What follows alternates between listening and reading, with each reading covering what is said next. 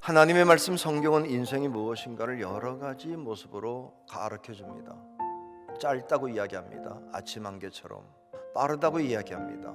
가장 중요한 이야기는 목표가 분명하답니다. 하나님 나라. 그래서 깨닫게 합니다. 회개하라, 천국이 가까워왔다. 어떻게 하면 성공적인 여정이 될 수 있을까요? 안내서 하나가 있으면 좋습니다. 그래서 하나님의 말씀 성경을 가지고 안내받으면 됩니다. 영적 순례길에 가장 중요한 게 뭔지 아십니까? 교회입니다. 교회에 사람이 모이지만 그 사람이 모인 곳이 하나님이 합당한 교회가 되면 그 교회와 함께 갈 때 인생의 길이 승리의 길이 될 수 있다는 것이죠. 오늘은 성막과 초대교회를 살펴보면서 우리가 어떤 교회를 따라가야 되는지를 함께 묵상하면서 성경적 교회가 무엇인가를 깨닫는 귀한 시간 될 수 있기를 주의 이름으로 축복합니다. 첫째는 하나님이 함께 하시는 교회가 되어야 됩니다.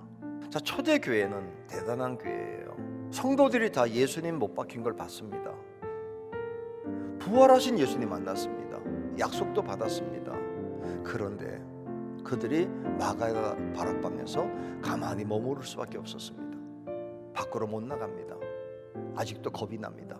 교회의 모양은 갖췄지만 교회의 본질과 사역을 감당하지 못했어요. 그랬던 교회가 갑자기 강력한 교회로 바뀝니다.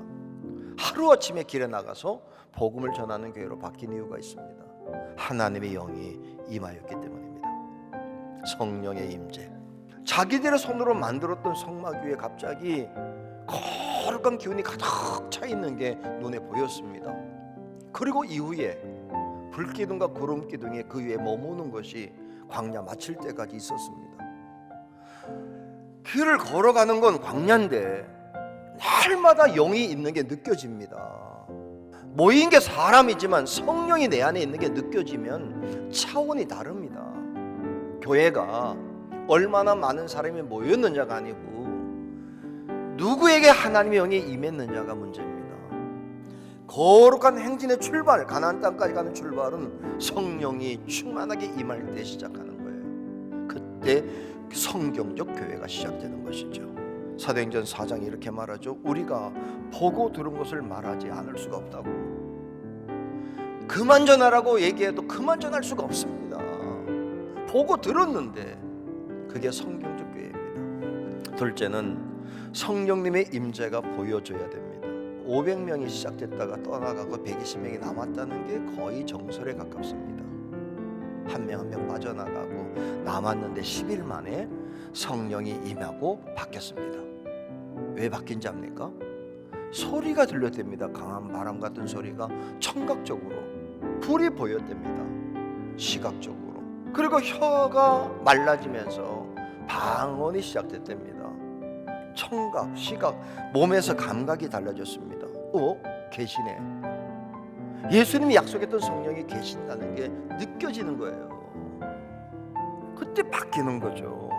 오늘 영적인 체험이 실제적인 사건이 돼야 된다는 이야기예요. 어떻게 나타납니까? 여러 가지로 나타날 수 있습니다. 은사입니다. 오늘 은사가 나타났답니다. 그게 보여졌답니다. 전기가 안 보이지만 느낄 수는 있습니다. 지금 전기 때문에 빛 에너지가 우리를 밝혀줍니다. 열 에너지로 바꿔서 따뜻하게 만들 수도 있습니다. 한 성령이지만 다양한 모습으로 나타나는데 중요한 건 오늘 우리 교회 전기가 멈추지 않았다는 증거입니다. 사람들의 모습 속에서 성령의 은사가 어떻게 적용되는지를 확인하셔야 됩니다. 여러분은 어떤 은사를 받으셨습니까? 무엇을 보면 내 안에 성령님이 계시는 걸 확증할 수 있습니까? 성령이 함께하는 게 그렇게만 보여지는 현상적인 것만 보여지는 게 아니고 성도들의 삶의 모습이 바뀌는 게 보여집니다. 열매입니다. 은사가 현상이라면 열매는 사람의 모습 속에 나타나는 실제적인 삶이 변하죠. 빌립보서 2장에 말합니다. 너희 안에 이 마음을 품어라. 곧 그리스도 예수의 마음이니. 마음의 변화는 생활의 변화로 이어갑니다. 주님이 내 안에 계심을 알게 되고 주님 따라가고 싶은 행동 때문에 요한일서 말씀처럼 그의 안에 산다고 하는 자는 그가 행하는 대로 자기도 행할지니라. 행동이 따라오죠. 그보다 더 소중한 열매 시작에 죄사함, 회개에 합당한 열매. 나도 모르게 내 안에 성령님 계시면 회개가 자꾸 됩니다. 눈물이 납니다. 셋째는 성령님과 함께 사역을 감당해야 됩니다. 순례길은 혼자 걷는 게 아니고 언제나 어디서나 함께하며 도우시는 성령님과 함께하기 때문에 광야를 갈지라도 염려되지 않습니다. 하나님을 아버지라고 부르면서 걷기 때문에 신나는 여행입니다. 주님이 나와 함께 하신다고 말합니다. 세상 끝날까지 그 주님의 도움을 받으면서 가면 됩니다. 그런데 이런 마음도 듭니다. 도움만 받는 게 아니라 함께 가는 이분을 기쁘게 할 수는 없을까? 그분이 하고 싶은 일에 동참하면 됩니다. 제일 좋은 건 그분이 하고 계신 일, 하고 싶어 하는 일에 끼어들기만 해도 기뻐합니다. 사도행전에 말씀합니다. 오직 성령이 너에게 임하시면 너희가 권능을 받고 예루살렘과 온 유대와 사마리아와 땅끝까지 이르러 내 증인이 되리라. 그 역할, 잘 못하지만 증거하는 역할, 증거하는 역할을 하면 나와 함께 계신 주님이 기뻐하시죠. 불의한 소리를 들었는데, 그래서 나는 깼는데 나 혼자 나갈 수 없어서 조금 지체되지만 깨우고 나가고 싶어서 흔들고 있는 내 모습, 그걸 바라보는 주님이 나를 기뻐하는 것. 주님도 깨우고 나도 깨우고 같이 깨우는 일, 그게 교회입니다. 교회는 사랑을 실천하는 것. 제일 큰 사랑이 무엇일까요? 제일 좋은 건 복음의 샘물을 퍼주는 교회가 되어야 됩니다.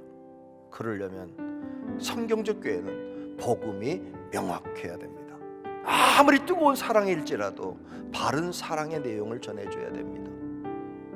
내용은 간단합니다. 죄사함, 회개, 이게 우선입니다. 쉽진 않을 겁니다. 그러나 쉬울 수 있는 건 우리의 짐은 내가 지고 가는 게 아니라 주님이 함께 지고 가고 대신 지고 가고 온전히 지고 가기 때문에 따라만 가면 됩니다. 내가 이 반석 위에 내 교회를 세우리니 음부의 권세가 이기지 못하리라.